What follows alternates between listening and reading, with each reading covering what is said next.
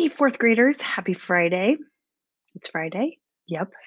And it's the teacher's first day of school. We just have to sit in a lot of meetings on this Zoom, Google Meet, all those good things. So we'll be learning all the things we're going to get to do with you. I met the fourth grade teachers yesterday. I think you're going to love them.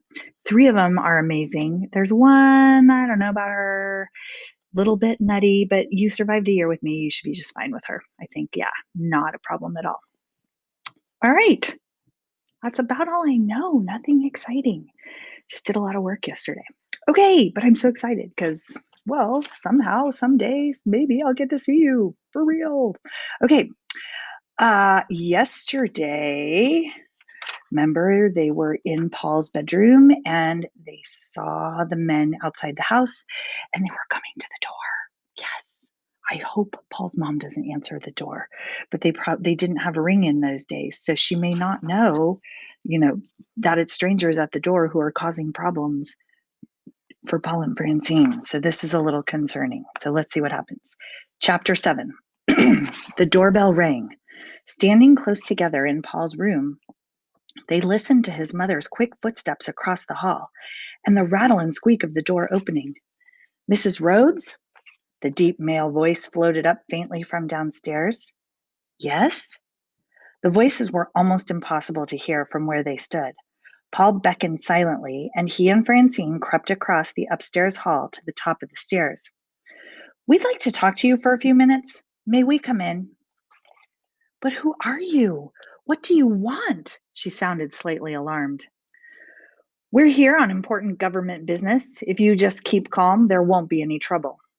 Any trouble? She said, not calm at all. What do you mean trouble? And how do I know who you are? Paul and Francine stood motionless, staring at each other, a mental picture of what was happening downstairs moving back and forth between them. There was a brief pause in the conversation during which they both imagined the men displaying badges or identification of some sort. Oh, I see, Paul's mother said, now sounding suspicious and almost hostile. But I don't see why your agency should have any interest in me. And I still don't see why I should let you in. As a matter of fact, it's not that we're interested in, it's not you that we're interested in. Is your son home? Paul watched Francine chew on her lip. Though he felt immobilized with fear, his mind was working quickly, as was Francine's, both focusing down at Paul's mother, the strongest messages of warning they could muster up. His mother, after all, had been at the Stardust too. Oh, his mother seemed confused. Oh, no, he's not. He hasn't come home from the library yet. What do you want with him? We can explain better inside, the man said. They heard footsteps, the squeak and rattle and thud of the door closing, and the click of the lock. Don't lock the door. But, his mother protested, I didn't say you could come in like this. Please, Mrs. Rhodes, this is more important than you realize. It is important that we really can't tell you very much about it. You'll just have to trust us. But what do you want with Paul? What has he done? Nothing yet, but he is in a position to interfere with some very important plans of ours, plans that are of international significance, highly classified plans, for the good of everyone, as well as for his own safety. We are going to see that he does not interfere. What could he be interfering in? I don't know. What are you talking about? Paul? He's only a little boy. You must be out of your minds. But that isn't all. Now it was the other man speaking. Your son has a positive value for us, Mrs. Rhodes. I'm not at liberty to explain why. The fact is that we need him, however, and we are prepared to be very generous. You must be joking. She sounded less frightened now and rather skeptical. We are very serious, the first man said. We are also, at the moment, pressed for time. When will he be back? Oh, he should be back any minute now. Well, we only have a few minutes to wait. But while we do, we might as well tell you as much as we can of what this is all about. Now Paul was sending a different message to his mother. Francine caught on right away and added her own energy.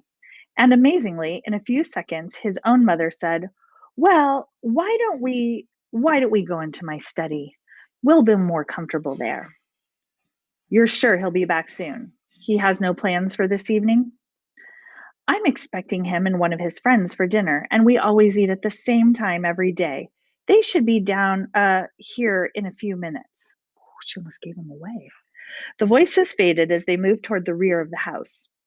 "Oh, may I ask who his friend is? You see," they heard the door to his mother's study click shut, and the voices stopped. Paul was still watching Francine's face. Even though there was a strong element of "I told you so" in her thoughts, he nevertheless felt more respect and less irritation for her at this moment than ever before. She was brilliant. "You knew," he whispered. "You knew exactly who they were." She shrugged. I had some experience with that kind of government thing before because of my father. That's all. Let's get out of here. You really should. You're really sure that we should? She put her finger to her lips, then pointed, indicating that they could talk outside. They made their way down the steps as quietly as possible and then across the front hall. The door, unfortunately, made quite a lot of noise, but since the study door was closed, there was a good chance that the men would hear nothing. And since the study was at the back of the house, there was no way they could see Paul and Francine dash across the front yard and duck behind some thick shrubbery in a neighbor's garden. "Important plans," Paul said, panting slightly. "That means Noah." "Yes, and they're going to do it now. We don't have much time." "But it still isn't a full moon." "So Cookie was one day off," said Francine. "That's still pretty good for a dog." "I wonder if they know about Cookie." "I don't know. They might not, but thanks heavens she's around. They'd already have all of us if it weren't for her. She's done everything. Come on." She started off quickly in the direction of Mrs. Jalila's apartment. Paul trotted along beside her. "But Francine, are you really sure that we should interfere? I mean, it's so dangerous. We could get into so much trouble. It's probably against the law. Maybe, maybe what they want to do isn't so terrible." Okay, I just have to ask, what would you do? Would you go to Noah or would you listen to the government people? I know, hard decision, right? Especially for kids.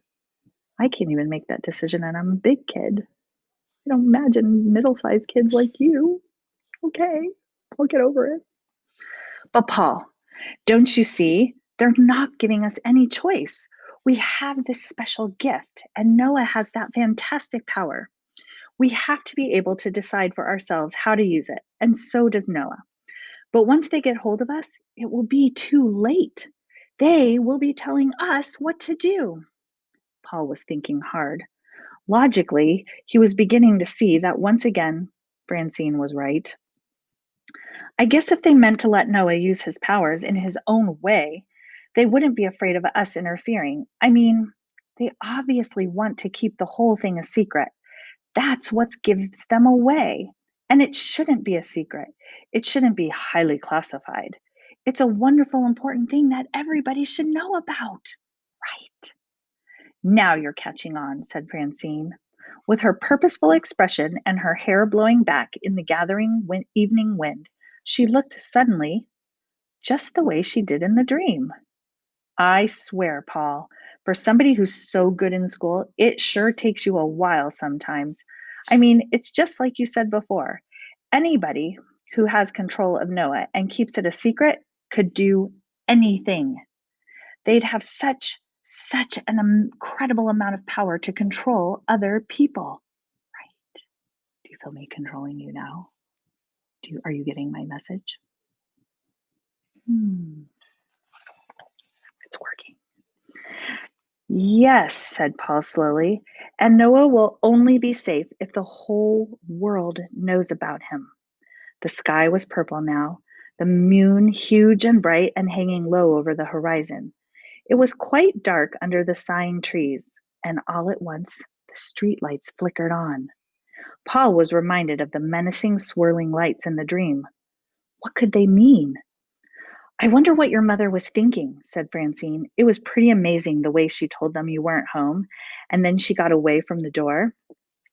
It sure was, Paul said, feeling proud of his mother, and also, for the first time, feeling something of her equal. Do you think it means she has telepathy too? Francine asked him. It occurred to Paul then that Francine had been asking him a lot of questions recently, as though she considered him an authority about certain things. Something had changed her attitude toward him. She almost seemed to respect him now. Well, he said, she may have received some effect from the ray, but not much, even less than Mrs. Jalila. She did get what we were trying to tell her, but I bet it was pretty vague. She probably thought they were her own ideas and didn't realize they were coming from us. Paul, said Francine abruptly, we have to tell Mrs. Jalila the truth tonight. I thought you said we couldn't tell her. Well, now I think we have to, so she'll understand why we have to keep Noah away from those men. And then what do we do? You keep asking me that, Francine cried out, startling him. I don't know what we're going to do. We'll just have to see what happens. They approached Mrs. Jalila's building carefully, avoiding the sidewalks and the streetlights, and sneaking through the darkness behind bushes and under trees. There was no one else on the sidewalk, but there was a car parked across the street from the building, though it was too dark to tell if anyone was inside it. They slid quietly through the front door and pushed Mrs. Jalila's bell. They waited, Francine's hand on the doorknob, but the buzzing did not come. What if they're not here? Paul whispered. What if they got them already? Oh, stop, Francine began. Who is it? Mrs. Jalila's voice was tinny and crackled with static through the intercom. Francine and Paul, Francine said, keeping her voice down in case anyone was listening outside. Who is it? Came Mrs. Jalila's voice again. I can't hear you. Francine and Paul, shouted Francine. We were just here this afternoon. Please let us in. It's important. At last the door buzzed. They were through in an instant and clattering up the stairs. Mrs. Jalila was standing on the landing outside her door. She smiled wanly at them. Hello, children, she said. I didn't expect you back so soon. We had to, Mrs. Jalila, said Francine. It's important. Can we come in? Certainly, Mrs. Jalila ushered them into the same seats as before, turned off the television set, and sat down across from them. She picked up a cigarette that was still burning in the ashtray. I'm sorry, I just can't let that go. It is not okay to smoke. It is not healthy for you or the people around you. I'm just saying. What's on your minds? She said. A lot, said Francine. Is Noah here? I just put him to bed, but why? And Cookie? She always stays with him at night. Francine, dear, what? And then Cookie trotted into the room. She made two short, yelping little barks, twisted her head in an odd way, trotted around in a nervous little circle, and then barked again. The dream feeling of danger flowed over them, a vivid black and white image of Noah running and an urgency to act that was stronger than ever. Cookie, be quiet. What's the matter with you? Mrs. Jalila said sharply. It's okay, Mrs. Jalila, said Francine. You see, I don't know how to tell you this, but Noah's in danger. What? In danger? Mrs. Jalila leaned forward. What are you talking about? Didn't you say you felt like you were being followed? Paul said, and that someone had called you up and asked about Noah? Yes, yes. Go on. Well, those same men have been following us too. And today they came over to my house, and they're probably on their way over here right now. Mrs. Jalila stood up. What do you mean? Who are they? They're government agents from the CIA or something, said Francine. They want us, but they want Noah more. Because you have to believe this, because he has special powers. We do too, a little bit. And they want to take him and keep him secret and use him. And we can't let them. And Cookie has it too. And she's been. Mrs. Jalila was fumbling frantically with another cigarette, her hands shaking. Have you gone insane, little girl? She said angrily. What are you trying to do to me? I can't understand you. Special powers?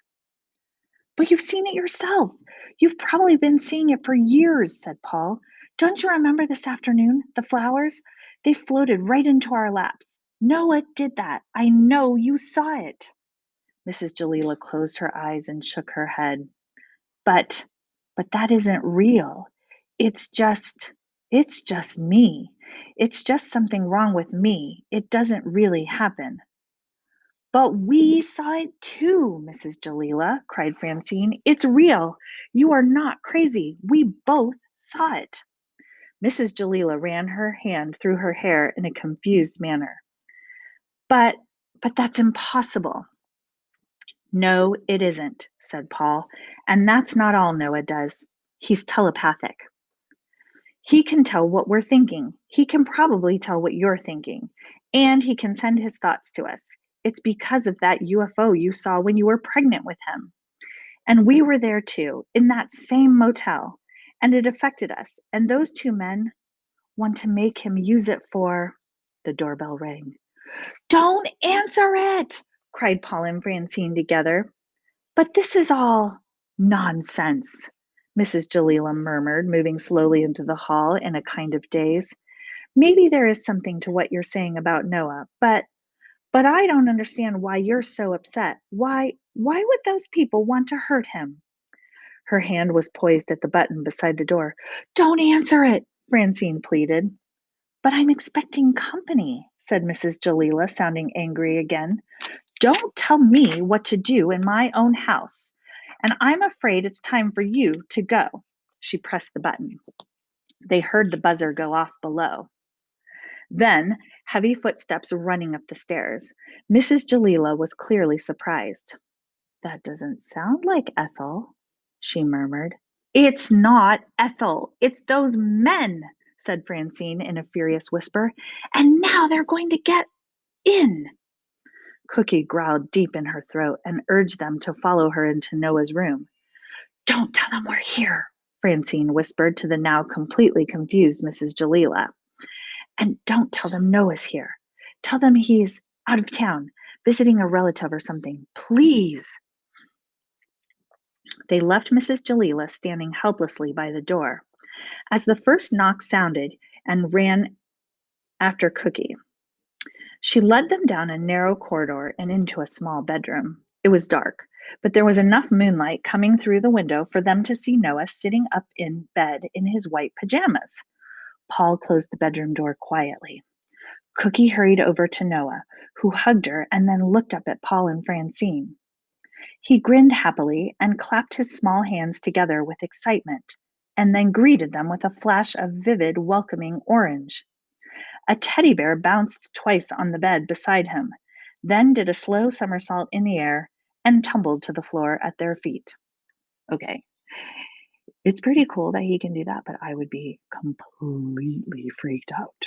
Yes, especially because those men are coming into the house, and that would freak me out too. So now I'm doubly freaked out. How about you? Yeah, just saying. Now what are we going to do? Paul began as the flash died away. Francine shook her head violently and covered her mouth with her hand. Don't talk. Think, she ordered. Can you hear what they're saying in the front hall? He asked her. I'm trying to. One of the men's voices was the clearest, though it was difficult to tell whether it was the same voice they had heard at Paul's house. The truth. Not to be afraid, he seemed to be saying. We just want, very important, trust. Don't listen to children. Hysterical. Son in danger. She's going to give in. I know it, thought Paul. And they'll be here in a minute, agreed Francine, her mind in a turmoil. Cookie broke in on them with a clear, urgent picture of the four of them climbing out the window. Don't they live upstairs? Just saying. Paul hurried to the window at the back of the room. There was a narrow iron fire escape out it. outside it, with stairs leading down into the blackness. There, my question answered. Let's go, thought Paul to all of them. He pushed up the window, which protested with a sharp squeak, and Francine gathered up Noah. Cookie flowed out of the window, teetered uncomfortably on the edge of the fire escape landing, then turned back to them. Paul clambered out miserably. He hated high places. But he tried not to think about where he was as he followed Francine's order and opened his arms to accept Noah as she passed him through the window. Noah, still unaware of any danger, wriggled happily in his arms, sending sparks of excitement through their heads. What if I drop him? Paul worried. Let me take him. Francine emerged onto the fire escape, and Paul handed Noah back to her. Then he turned and followed Cookie slowly down the stairs, keeping close to the side of the building. Cookie hated the fire escape as much as he did, slipping occasionally on the metal grating, but she made very little noise. Unfortunately, the fire escape ended abruptly in midair, 15 feet above the ground. How stupid, Paul thought angrily. They do it so people can't break in this way. If there's a fire, you're supposed to jump. What about Noah? Cookie turned around, licked Noah's foot with her long tongue, hesitated for a moment, then sailed into the air. She landed quietly like a cat, then paced below them, her eyes on Noah. I can't jump while I'm holding him, wailed Francine on the edge. Then what are we going to do? There was a noise in the bedroom above, and a striped, irregular patch of light flashed across them. Paul didn't dare look up, but he clearly heard Mrs. Jalila cry out, Down there, on the fire escape! Grab onto him with me, Paul. We'll both jump together. But don't think about it, just do it. Okay, here they are after they jumped off, I think. Oh, sorry, there it is. Can you see? You can kind of see Cookie in the dark. There they are. I don't know. This would be scary. Can you imagine doing all this? No. Paul put one arm around Francine and the other firmly around Noah. 1, 2, 3, go! Counted Francine. They each took a deep breath and jumped. Their landing was surprisingly, even miraculously gentle after a fall from that height. They both landed on their feet. But they did not pause to wonder about it. There were footsteps on the fire escape now, and Cookie was urging them on again, looking back at them as she hurried into the shadows behind the building. Obviously, she knew the best way to get from the building without being seen.